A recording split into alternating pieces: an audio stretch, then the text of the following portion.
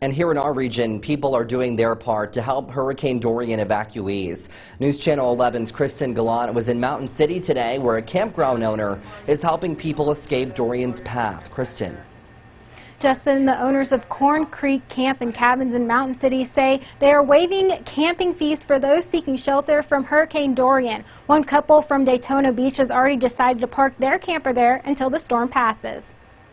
Bill Hodell and his wife are from Daytona Beach along Florida's east coast. We do have a condo down there, and it's right on the river. They've been vacationing in Mountain City, visiting family. Oh, we've been here about a week now.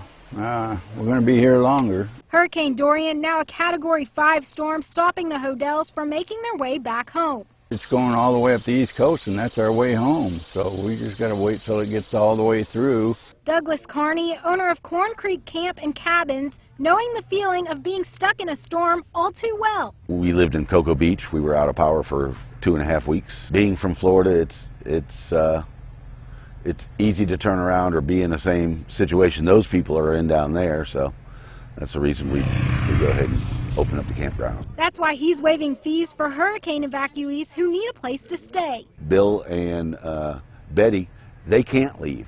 You're stuck, you need someplace to go, and you got a big enough expense leaving already. You had to pay for gas, you might have had to pay for hotels, you might have had to pay for who knows what.